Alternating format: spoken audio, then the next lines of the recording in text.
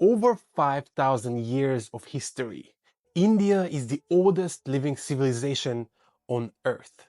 5,000 years of encounters with things that no other culture has names for. Spirits that steal your organs while you sleep and leave no mark. Witches that knock on your door in your mother's voice. Ghost lights that wait for you to follow them into the water. This is not a list of fairy tales passed down to frighten children.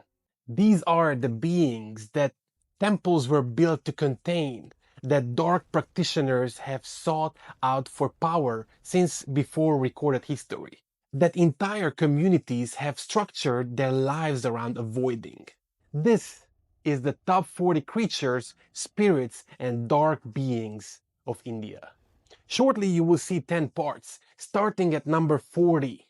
The list only gets darker from here.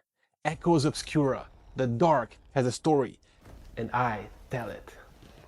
Aleya.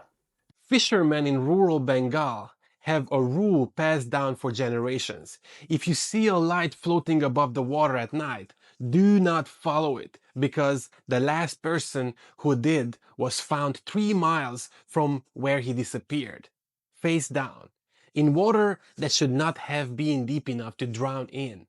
The Aleya are ghost lights reported consistently across the marshlands of West Bengal and Bangladesh for over 1,000 years. They appear after dark, hovering just above the waterline, moving with a patience that suggests something is waiting rather than wandering.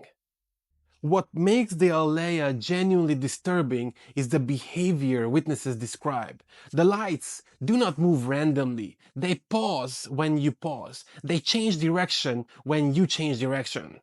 Scientists have offered explanations. Marsh gas, bioluminescence. But marsh gas does not track your movements. It does not wait for you to make a decision. The Aleya has been reported in these swamps for centuries. The drownings have never stopped. Nale Ba Witch. There was a knocking witch in India. Before social media existed, before WhatsApp, before the internet, a single rumor spread across an entire Indian state in less than a week. No newspaper, no television broadcast, just word of mouth. Because what people were warning each other about was terrifying enough to travel on its own.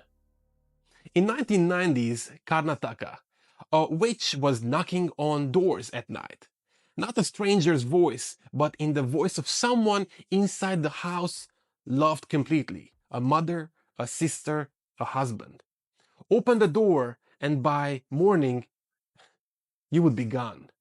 Within days, entire neighborhoods stopped answering their doors after dark. People began writing Naleba, come tomorrow in Kannada, on their front doors, sending the witch away to return the next night. Postponed forever. Sociologists studied how fast the legend spread. The speed was unprecedented for pre-internet communication, which raises a question they never fully answered. What were people actually hearing outside their door at night that made an entire state opening them? Munja. You know how in movies people move in a house that comes with an additional ghost? Well, in Maharashtra, India, there's a ghost that actually stays with the family. Specifically haunts the man. Specifically across generations. And the reason it will not leave, it's not malice. It is grief. The grief of a boy who passed before the one moment that would have set him free. The Munja is the ghost of a young Brahmin boy who passed before his sacred threat ceremony could be performed. In Hindu tradition, this ritual marks a boy's spiritual coming of age. Without it, the soul cannot transition properly. It remains caught, not fully in the world of the living and not fully beyond it. What makes the Munja different from a standard haunting is its attachment pattern. It does not stay in a location. It stays with bloodlines, male members of the family, sometimes decades later, sometimes generations removed, begin experiencing unexplained illness, persistent misfortune, and a presence that no ritual seems to fully clear. Maharashtra has specific ceremonies designed exclusively to release it. Families who ignore the signs discover why those ceremonies exist. Odiyan. In Kerala, India, there are men who are paid to transition. Not like that. This story is darker than you think. Not metaphorically. Locals describe watching a man walk into darkness and a jackal emerge on the other side. Whatever the Odiyan does in animal form during the night, it remembers every detail when it returns to human form by morning. The Odiyan is a shape-shifting sorcerer from Kerala folklore. By day, completely looks like anyone else. A neighbor, a hired worker, someone ordinary. By night, using dark oil historically described as rendered from human fat, it takes animal form, jackal, wild boar, dog, carrying out whatever it has been contracted to do, surveillance, curse work, or something worse. Here is what makes the Odiyan uniquely disturbing compared to other shapeshifter legends. It is not a creature of random malice. It is a professional. Someone hired it. Someone paid for what it does. Which means somewhere behind every Odiyan encounter, there's a person who made a deliberate choice to send it. Reports of Odiyan activity in rural Kerala continued well into the 20th century. Nishi. I think I found the Indian skinwalker, because the rule in the rural Bengal is this. If you hear your name called after midnight, you are allowed to answer once. Only once, because the first call might be human. The second call is something that has been studying you, learning exactly which voice you cannot ignore, and it has been waiting outside your door for you to forget the rule. The Nishi is a Bengali spirit built entirely around one mechanism. It learns your voice, the voice of the person you trust, most completely, a parent, a sibling, someone whose call you would answer without thinking. And it uses that voice from just outside. The documented accounts share one consistent detail beyond the voice itself. Witnesses who resisted described the calls becoming more urgent, more distressed, more convincingly human with each refusal. Like someone genuinely in danger just beyond the door. People who answered twice were found, sometimes, miles from home, near water, with no memory of walking there. One answer only. The rule has never changed. Shakchunni. Ghost legends warn you about abandoned places, dark roads, empty buildings. The Shakchuni in India is different. She does not haunt locations. She targets people, specific people, and the detail that identifies her, the conch shell bangles on her wrists, are the same ones placed on every Bengali bride on her wedding day. The Shakchuni is the ghost of a married Bengali woman who passed while still bound to the living world through the symbols of her marriage. White sari, conch shell bangles, moving silently through the dark toward man she holds responsible for her unresolved state. What separates the Shakchuni from standard ghost accounts is the intelligence attributed to her. She does not just wonder. She observes, she selects, and she waits for the right moment with a patience that suggests something more purposeful than haunting. Rural Bengal has specific protective rituals tied directly to her, performed during monsoon season when she is considered the most active. The most intimate symbol of a Bengali life, a bride's bangles, turned into the marker of something that refused to end. Masan.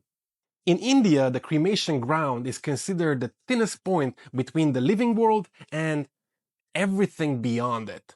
Other cultures build walls around their burial sites to keep things in. In India, they perform specific rituals at cremation grounds to keep something contained, something that lives in the ash, something that can be hired. The masan or masaan inhabits the residue of the cremated, the ash, the bone fragments, what remains after everything else is gone. Dark tantric practitioners have historically sought the masan as one of the most powerful entities that can be summoned and weaponized against an enemy. A masan sent against someone causes progressive wasting illness, the victim declining slowly with no medical explanation that satisfies any doctor. In northern India, the masan is specifically associated with children falling ill near cremation grounds. Protective offerings and rituals are still performed at cremation sites across India, not as tradition, as maintenance. What lives in the ash stays in the ash unless someone opens the door. Bhayanaka. Tantric practitioners who have spent decades working with dark entities describe one encounter above all others as the most dangerous. Not the most violent, not the most powerful, but the most dangerous. Because the Bhayanaka does not attack you. It simply stays near you, crawls into your brain and soul, and waits for your own mind to finish the job. The Bhayanaka has no fixed form in the way other dark beings do.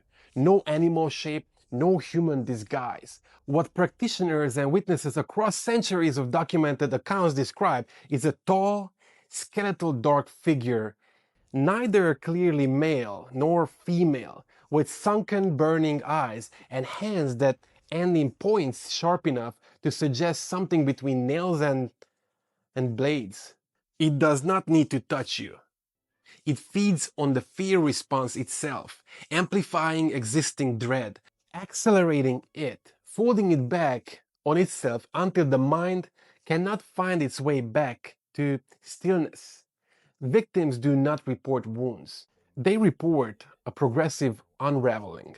Sleep gone, reason going, the certainty that something is standing just outside the edge of their vision, becoming the only thought left. The Bhayanaka does not break you. It waits for you to slowly turn against yourself. Jigarkwar. Sometimes we all might feel like carrying this Indian creature around. Let me explain. You go to sleep feeling completely fine. You wake up feeling wrong in a way you cannot describe. Not sick, not in pain, just less. Like something essential that was inside you yesterday is simply not there anymore. In Rajasthan, they have a name for what stood over you while you slept. And it left no mark. The Jigarkwar is a vampiric witch figure from Rajasthan. And what makes it the most unsettling entry at this end of the list is the complete invisibility of its method. It removes the liver through dark magic performed while the victims sleep. No wounds, no physical evidence, no entry point of any kind. The victim begins to decline. The appetite disappears, energy drains. The body weakens progressively while every visible symptom points somewhere else entirely. By the time the community identifies what has happened, the process is usually too far advanced to reverse. Ordinary in appearance during daylight, completely undetectable until the damage is done. No mark left behind, just absence where something used to be. Chedipe. In India, there is a vampiric female ghost witch that ruins males' lives. She does not break in. She does not force her way through. She passes through walls while the family sleeps and selects her victim. The men she visits wake up the next morning alive, but something that was there the night before is gone. And no doctor in Andhra Pradesh has ever been able to name what was taken. The Chedipe is a vampiric spirit from Andhra Pradesh and Telangana, and she is one of the most visually striking dark beings in all of Indian mythology. She rides a tiger through the night. She moves between villages under cover of darkness. She enters homes and feeds on the life force of sleeping men, draining their energy, their vitality without waking them. No mark, no wound, no physical evidence of entry. Just victims who wake hollow and cannot explain why. What separates the Chedipe from other vampiric figures in Indian folklore is her vehicle, the tiger. She is not hiding, she is hunting. 10 spirits, 10 dark beings from the ghost lights of Bengal to the tiger-riding vampire of Andhra Pradesh. And we are only at number 31. The deeper this list goes, the darker it gets. Subscribe to Echoes Obscura. Follow on every platform because the dark has a story and I tell it. Bye.